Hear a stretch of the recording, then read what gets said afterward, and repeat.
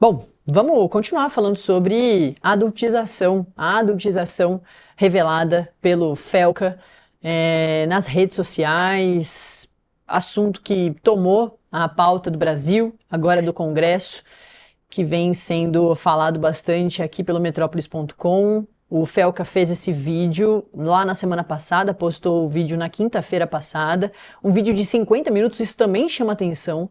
É tão importante a denúncia dele, choca tanto, que as pessoas ficaram até o final do vídeo, acompanhando aí os 50 minutos de denúncia. Ele fala sobre diversos pontos dessa questão, inclusive do quanto, dependendo de como a gente utiliza as redes sociais, a gente alimenta o algoritmo para ficar recebendo esses vídeos, e o quanto também ele revela que os pedófilos, esses criminosos, estão muito atentos a essas falhas das próprias redes sociais. Para a gente conversar mais sobre o tema, eu vou chamar uma das minhas companhias aqui no Acorda Metrópolis, que é o nosso colunista, o Fábio Serapião. Fábio, bom dia. Bom dia, Natália. Tudo bem?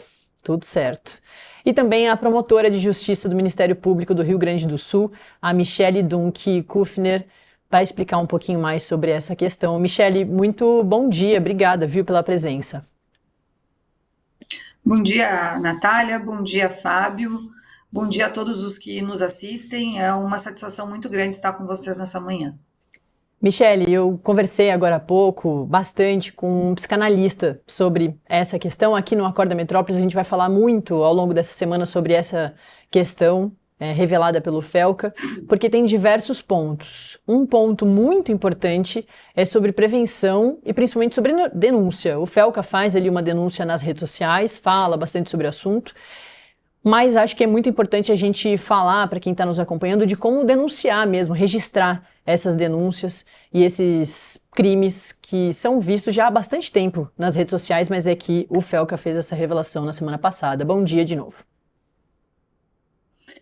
Realmente, esse vídeo do Felca, ele vem num momento muito propício em que o debate, né, sobre a superexposição de crianças e adolescentes nas redes e às redes tem alcançado níveis cada vez maiores, né? O Ministério Público do Rio Grande do Sul possui um núcleo de prevenção à violência extrema, onde nós trabalhamos justamente essa questão, né, da superexposição de crianças às e nas redes. E por que eu falo às e nas redes? Porque o Felca traz uma questão muito importante, né, da utilização de crianças e adolescentes para vender imagens, vender conteúdos adultizados e que são monetizados e que geram renda para as famílias ou para influencers que exploram esse conteúdo. Paralelamente a isso, né, o que a gente tem visto também são crianças e adolescentes absolutamente perdidas dentro desse universo digital, que é permeado por muitos predadores virtuais, que se utilizam desse processo de crianças e adolescentes em formação, né, e portanto vulneráveis, para se aproximarem deles através do grooming, né, do aliciamento digital, e então conseguirem conteúdos de cunho muitas vezes sexual de forma gratuita, né? E assim como essa adultização, que é a utilização de crianças e adolescentes para produzir conteúdos de forma explícita nas redes, o grooming também leva à produção de conteúdos que caem na mesma vala comum que a da pedofilia, né? Que vai alimentar esse sistema de pedofilia que existe na internet e que vai gerar renda aí para muitas pessoas que estão por trás desse tipo de produção de conteúdo, né? Então, o Ministério Público, as polícias, todas estão se mobilizando para que a gente consiga, em primeiro lugar, levar o conhecimento às famílias, às escolas, né? Levar essa discussão a público, para que então as pessoas possam procurar os meios de denúncia para que possa ser feitas as apurações, né, as investigações, e a gente possa também atuar na seara da proteção para que essas crianças e adolescentes possam receber os tratamentos adequados para que elas consigam contornar nessa série de prejuízos aí que foram bem expostas pelo Arthur, psicanalista que esteve conversando antes, e que causam aí problemas muito graves que podem se desenvolver, inclusive, na vida adulta, né? Então, nós temos vários meios de denúncia, o Disque 100, por exemplo, os canais do próprio Ministério Público, né, os canais da polícia, e que podem e devem ser utilizados para que a gente consiga combater, né, esse tipo de exploração contra a criança e adolescente na internet. Serapião. Doutora, uma coisa que o vídeo mostra e deixa muito claro ali, como o algoritmo das próprias plataformas ali facilitam, né, essas pessoas que estão em busca desse tipo de conteúdo. Nesse cenário, como que a senhora vê aí a participação, né? Qual que é a responsabilidade das plataformas para também prevenir e combater esse tipo de crime, quando essa adultização ela descamba ali para a esfera criminal, doutora? Esse algoritmo, ele forma o que a gente chama de caixa de eco, né? Toda vez que você alimenta ele com um determinado conteúdo, ele entende que o objeto da sua procura dentro daquela plataforma é aquele conteúdo. E ele passa a te sugestionar apenas aquele tipo de conteúdo. Então, você fica dentro daquela bolha, daquela caixa de eco, só consumindo e recebendo esse tipo de conteúdo, né? As plataformas, elas já vêm desenvolvendo mecanismos em que você pode utilizar para denunciar, né, os conteúdos que eles são inapropriados, digamos assim, e elas com certeza devem ser responsabilizadas por deixarem de forma livre o acesso a esse tipo de conteúdo. Em se tratando de crianças e adolescentes, para além das plataformas, nós precisamos chamar a responsabilidade dos pais, né? Não é possível que a gente entenda como normal uma criança que passa 10, 12, 13 horas na internet, em plataformas, em redes sociais, em jogos, sem que os pais sejam chamados à responsabilidade. E o Estatuto da Criança e do Adolescente, ele traz responsabilidades tanto na esfera administrativa, inclusive com a aplicação de multa para esses pais que deixam de exercer, né, o poder familiar, deixam de exercer as responsabilidades que eles devem exercer, quanto responsabilidades criminais, né? Tanto para aquele que produz, compartilha, armazena material de conteúdo pornográfico envolvendo criança e adolescente, e esse material de conteúdo pornográfico, ele pode ser real ou simulado, então se penaliza inclusive a simulação, né, de conteúdo aí de sexo explícito ou pornográfico envolvendo criança e adolescente, tá? Assim como o Código Penal também traz responsabilizações, né? Um pai e uma mãe que submete um filho, né, a uma adultização, esse tipo de produção de conteúdo, ele pode sofrer sanções tanto de cunho administrativo quanto de cunho penal, tá? Mas, para além disso, os pais precisam entender que a responsabilidade é deles, né? Que os pais têm que ter a responsabilidade por limitar a utilização do que os filhos estão fazendo na internet e por fiscalizar o que esses filhos estão fazendo na internet.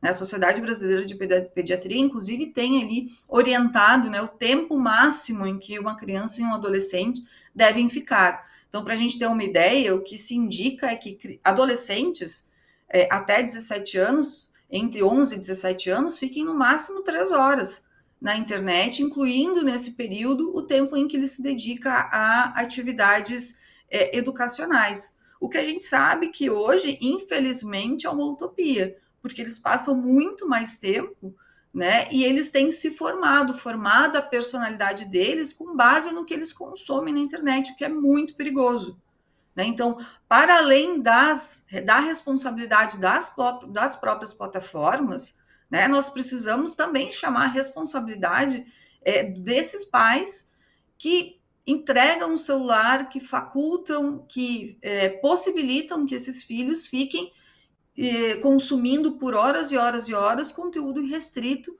né, dentro da internet, dentro das plataformas. Doutora, também tem uma questão que o Felca trouxe, eu conversei agora com o Arthur, o psicanalista, que é uma questão bem importante sobre o uso desses adolescentes como parte da renda dessa família, né? Como transformar esses adolescentes em influenciadores, que é também uma outra questão para se ficar atento. Qual tipo de crime isso pode ser, né? Pode ser tipificado desses pais utilizando crianças para ganhar dinheiro com foto, com o teste de equipamentos ou de produtos. Essa também é uma questão importante de se atentar, né? Claro, infelizmente a gente tem visto aí famílias, né, que se utilizam dos filhos como da imagem dos filhos para monetizar, né, essas imagens e para obter uma renda, de certa forma, até passiva, né? Porque você está se utilizando de menores para sustento aí da sua família. O que a gente tem hoje em termos de legislação, tá?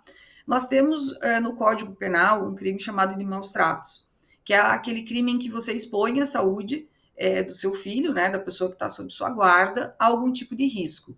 Essa saúde pode incluir a saúde mental.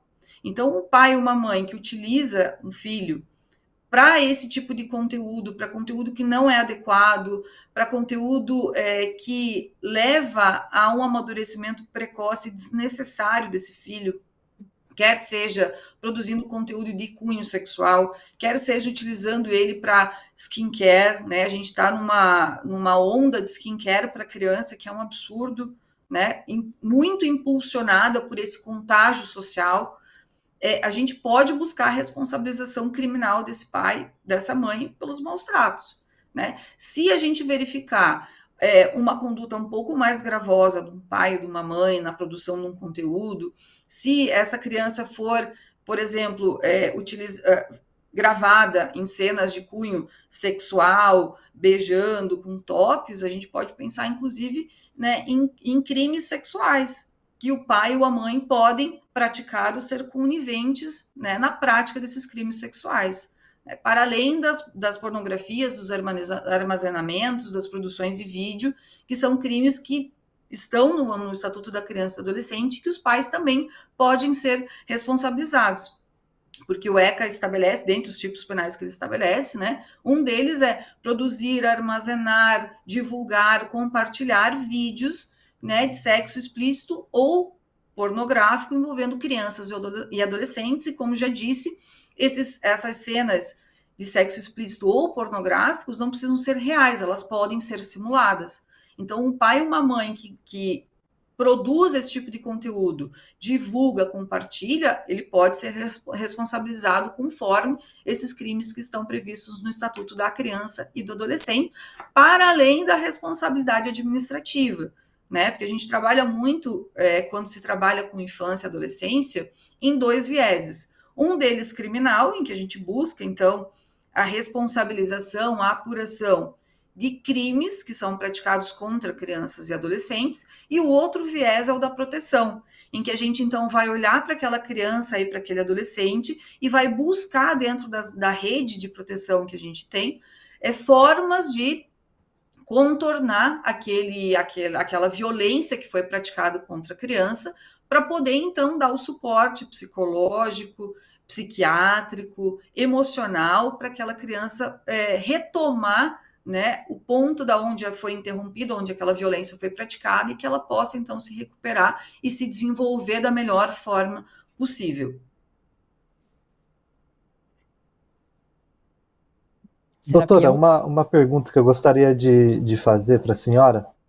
Quando a moderação da plataforma já não surtiu efeito, quando os pais, familiares não fizeram seu trabalho ali de vigiar e de prevenir esse tipo de ação, né, envolvendo menores, como que o Estado entra nisso? O vídeo do Felca, ele mostra que uma busca ativa ali nessas redes te mostra muito do que está acontecendo.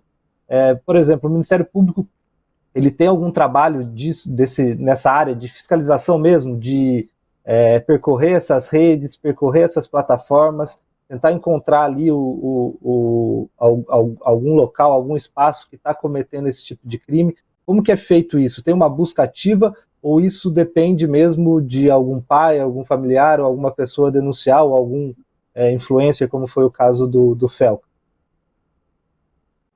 Não, tanto o Ministério Público quanto as polícias, né, principalmente a Polícia Civil, tem núcleos que fazem esse monitoramento, né, dessas violências que acontecem na internet. E quando verificado, o Ministério Público, quando verificado, né, a prática de algum tipo de violência contra criança e adolescente, seja pedofilia, seja algum outro ato de violência extrema que tenha ocorrido de forma muito repetitiva, né? A gente busca, em primeiro lugar, nós temos os canais para denunciar, né, junto às plataformas, para buscar a retirada daquele conteúdo ou para denunciar o predador virtual que esteja por trás de um determinado grupo, de uma determinada panela do Discord, ou, enfim, de um determinado local da internet em que esteja sendo praticada essa violência. Né? Nós temos esse caminho administrativo e nós temos também caminhos judiciais, buscando, por exemplo, buscas e apreensões para que a gente consiga, então, chegar naquele predador virtual e apreender eventual material para que sirva, né, a uma investigação mais completa.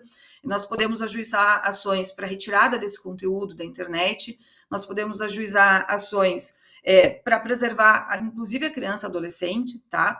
E em casos muito extremos, a gente pode, inclusive, pedir o acolhimento daquela criança e adolescente quando se verificar que mesmo havendo diversas incursões, né, aquele pai ou aquela mãe ainda assim continua violando os direitos daquela criança e daquele adolescente, né, quando não tem nenhum outro responsável que possa, então, garantir os direitos. Então, nós temos várias formas de agir, tá, inclusive com pessoas infiltradas em grupos, em redes, e que fazem esse monitoramento do que está acontecendo nas redes sociais e o que está acontecendo principalmente no submundo, né, das redes sociais, que é onde também ocorrem muitas violências contra as crianças e os adolescentes. No nosso núcleo de prevenção à violência extrema, uma das formas com que a gente atua é justamente nessa fiscalização, nesse monitoramento, com pessoas infiltradas que fazem, né, que tem esse olhar com relação à prática das violências,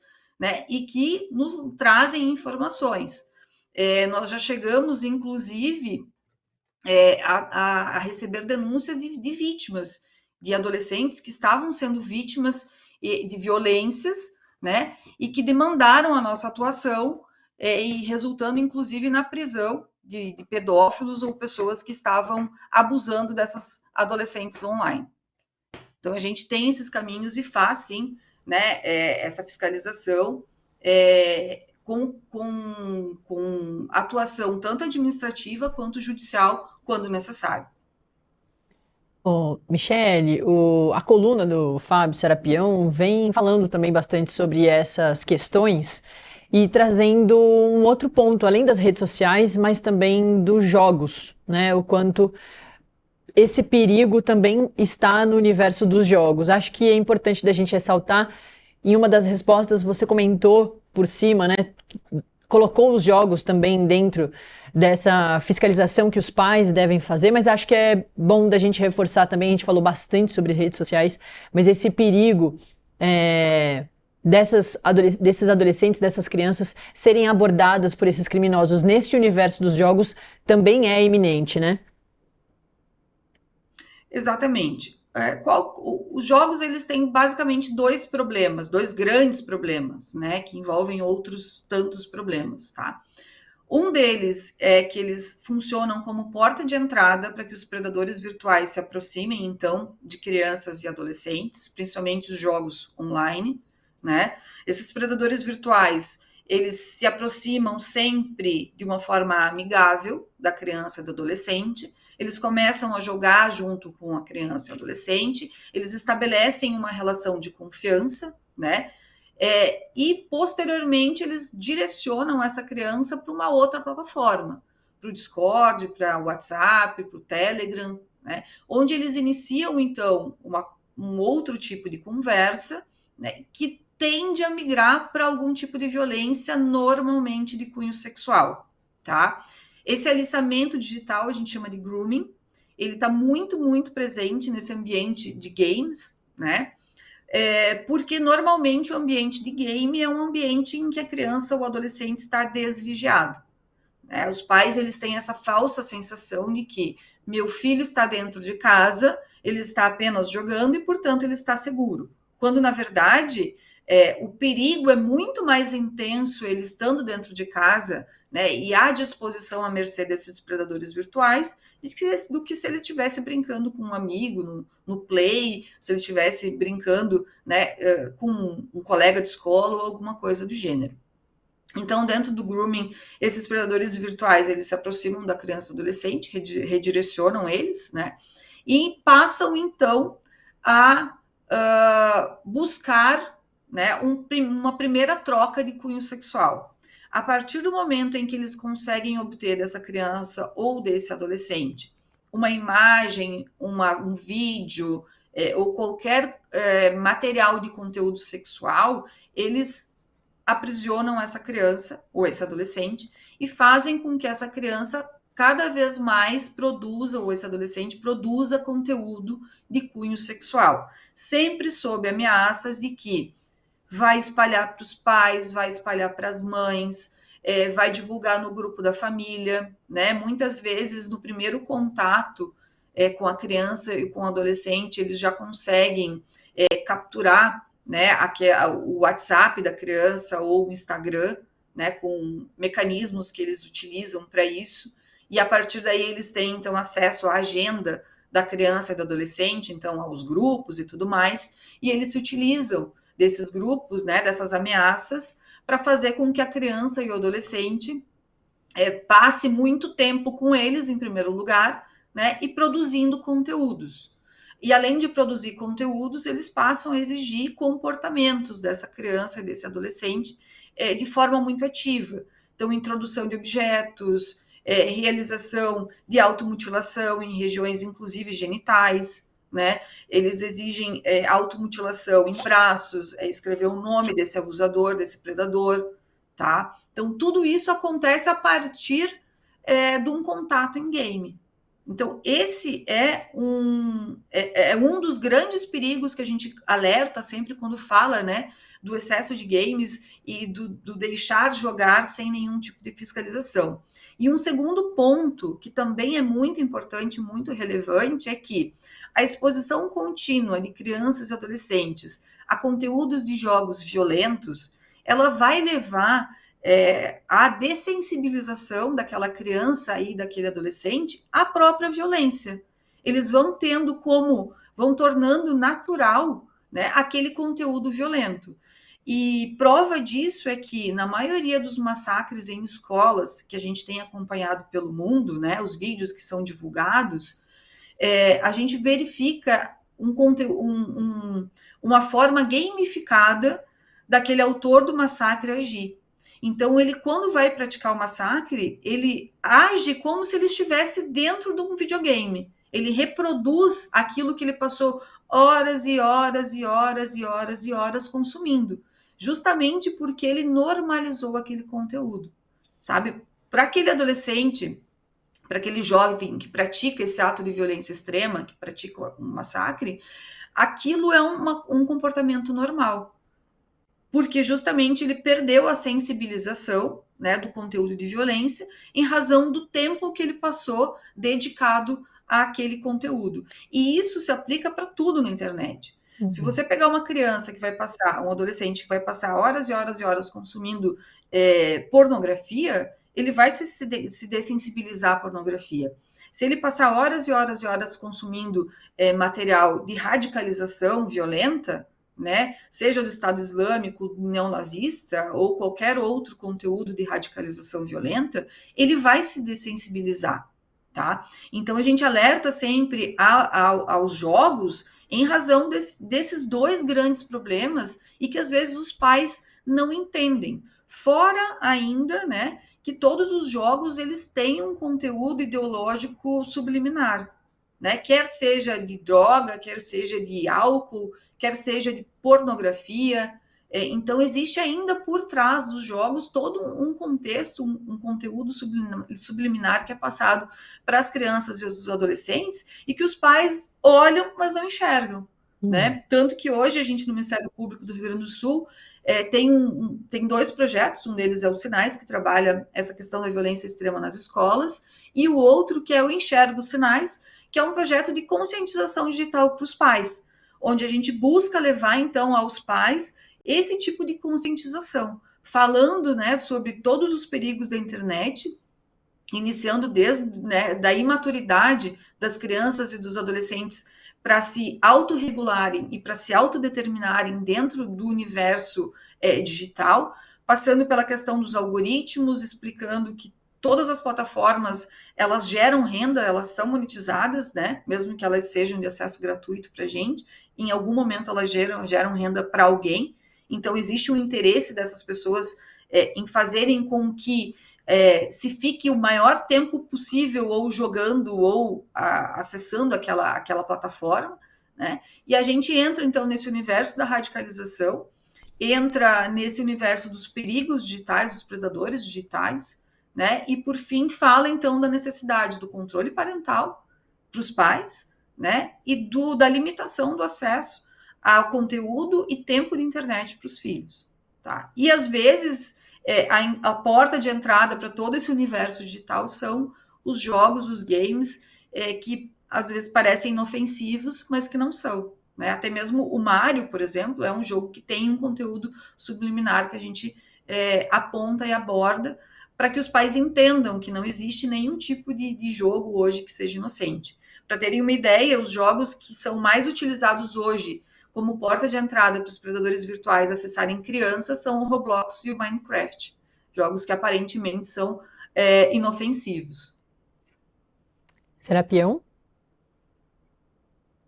Acho que é isso, Natália. Sim, perfeito. A gente conseguiu entender um pouco como funciona o Estado quando a família e as plataformas não conseguem mais atuar. Exato. Bom, eu agradeço a Michele Dunkirchner, que é promotora de justiça do Ministério Público do Rio Grande do Sul, conversou comigo e com o Fábio Serapião também mais sobre essa questão da adultização desses adolescentes nas redes sociais, da pornografia e da abordagem desses criminosos através das redes sociais e dos jogos. Obrigada, viu, Michele? Até uma próxima oportunidade. Eu é que agradeço. Um bom dia a todos. Serapião, quer falar mais sobre a sua coluna, já que você já está aqui?